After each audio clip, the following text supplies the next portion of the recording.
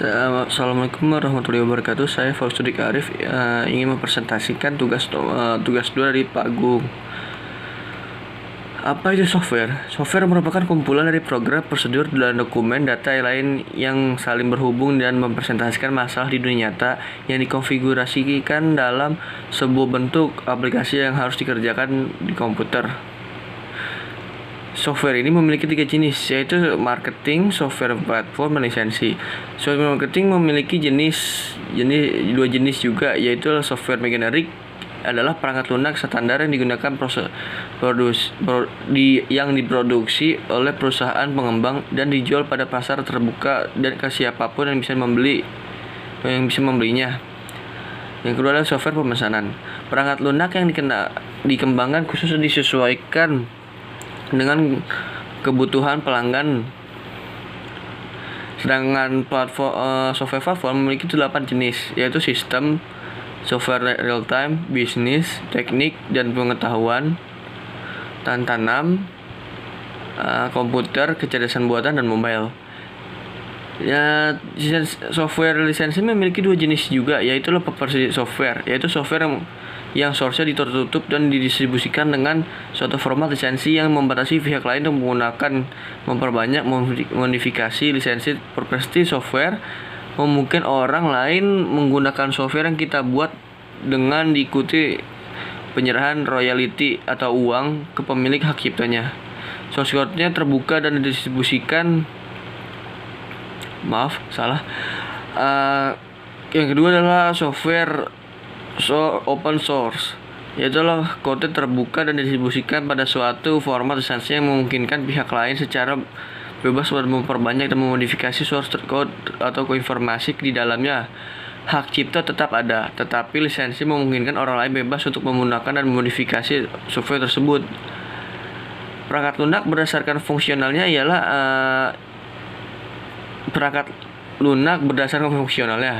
adalah interfacing, yaitu perangkat lunak ini menghubungkan suatu perangkat keras tertentu seperti hardware, driver, interface dengan perangkat keras lain.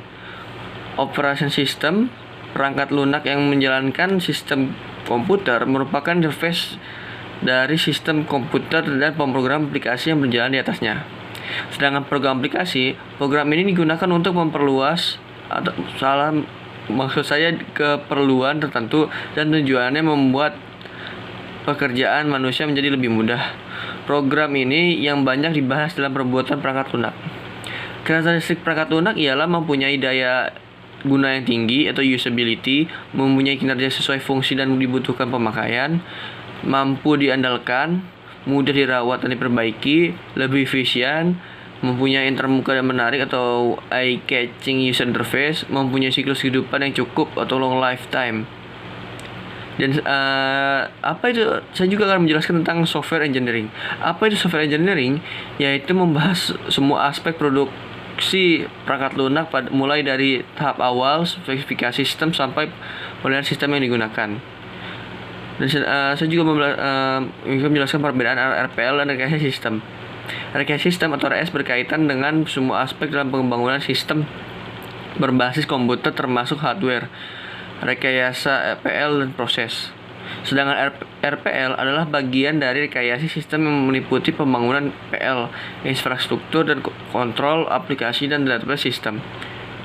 RPL mencakupi produksi software, program, dokumen, dan data. Proses bagaimana membangun perangkat lunak, seperti manajemen proses dan technical proses. Proses RL. Technical proses digambarkan sebagai metode yang akan diterapkan dalam tahapan tertentu dari SDLC, yaitu analisis method, desain method, programming method, dan testing method.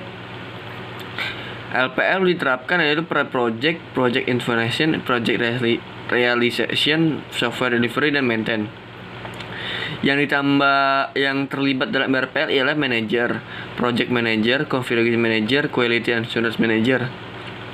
Dan software developer juga termasuk terlibat dalam RPL, yaitu analisis, desainer, dan programmer. Juga terdapat support, yaitu administrator, technical support, customer, dan welfare. Apa itu proses aktor? Proses aktor merupakan orang-orang yang berpartisipasi dalam proses pengumpulan rekrutmen beserta perannya. Proses pengumpulan rekrutmen memerlukan proses yang interdisiplin untuk menjembatani orang dari berbagai latar belakang. Contoh umumnya pemangku kepentingan atau stakeholder. Perangkat lunak tetapi tidak terbatas pada berikut. Ini ialah user atau customer, market analysis, regulator yang memiliki aturan, software engineer. Saya akan menjelaskan tentang requirement source. Untuk mendapatkan requirement source ialah untuk mendapatkan requirement dapat dari berbagai sumber tergantung dari jenis software. Requirement source memiliki 6 jenis, yaitu requirement source goals, source goals, domain knowledge, stakeholder, business rules, operation environment, dan organization environment. Jenis requirement memiliki jenis requirement ialah software yang memiliki fungsional, juga memiliki user dan sistem requirement. Maksud dari software requirement fungsional ialah menyatakan layanan yang harus diberikan oleh software untuk menyelesaikan masalah, juga untuk bagaimana software harus berinteraksi terhadap input tertentu dan bagaimana software harus berlaku pada kondisi tertentu. Sedangkan non fungsional persyaratan yang tidak langsung berhubungan dengan fungsi spesifik disediakan oleh sistem. Sedangkan user requirement adalah mensisihkan persyaratan fungsional dan non-fungsional sehingga dapat dipahami oleh user dan tidak memiliki pengetahuan teknik yang rinci. Hindari deskripsi rinci tentang perencanaan perangkat lunak, ditulis dengan bahasa natural, formal, intuitif, dan sederhana. Saya akan menjelaskan tentang sistem requirement. Sistem adalah persyaratan untuk sistem secara keseluruhan. Dalam sistem requirement mengandung komponen perangkat lunak yang persyaratan perangkat lunak lebih rinci dan menjadi dasar kontrak implementasi sistem. Model pengembangan PL maksud saya, yaitu adalah model waterfall, prototyping, evolutionary, spiral based development, reuse based development. Membahas tentang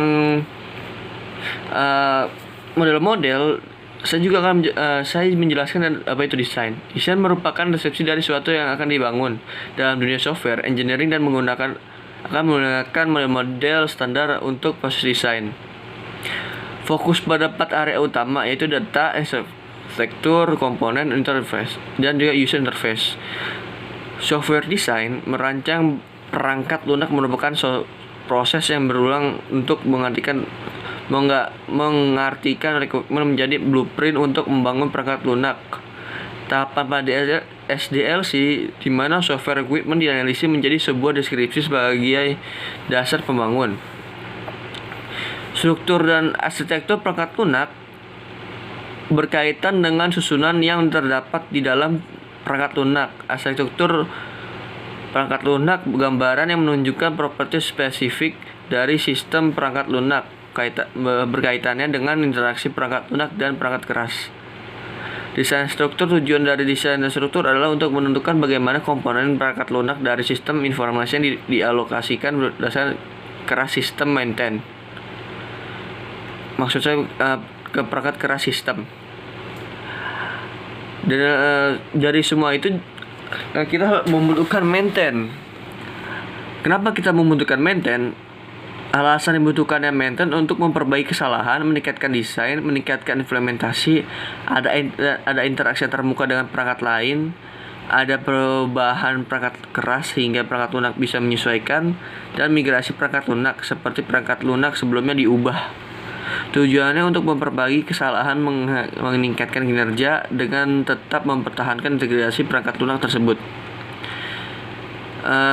Maintain memiliki 4 kategori, yaitu corrective maintain atau modifikasi reaktif. Perangkat lunak dilakukan untuk adanya koreksi bermasalah yang ditemukan, termasuk dalam kategori perawatan darurat yang merupakan suatu modifikasi yang tidak terjadwal. Yang kedua adalah addictive maintain, modifikasi produk perangkat lunak yang dilakukan agar perangkat lunak dapat tetap digunakan dengan lingkungan yang berubah. Yang ketiga adalah preventive maintain, modifikasi perangkat lunak yang menyediakan perangkat tambahan yang untuk digunakan peningkatan dokumentasi program dan pengkodean ulang untuk meningkatkan kinerja perangkat lunak atau atribut perangkat lunak lainnya. Yang terakhir adalah preventive maintain, yaitu modifikasi perangkat lunak untuk mendeteksi dan memperbaiki kesalahan dalam perangkat lunak sebelum mereka menjadi kesalahan operasional. Dari semua itu saya juga akan menjelaskan transaksi. Transaksi adalah eksekusi program user atau DBMS baik mengakses maupun memodifikasi data. Sifat transaksi sebuah transaksi harus memenuhi ACID untuk menjaga data pada kondisi kongruen dan terjadi kesalahan sistem, dan hal ini dilakukan oleh DBMS. Ya, itu adalah maksud dari ACID ini adalah atomicity, yaitu semua aksi dalam sebuah transaksi dilakukan atau tidak dilakukan sama sekali. Konsistensi adalah transaksi harus dipastikan berjalan sampai selesai dengan sendirinya dan meninggalkan database dalam kondisi yang konsisten.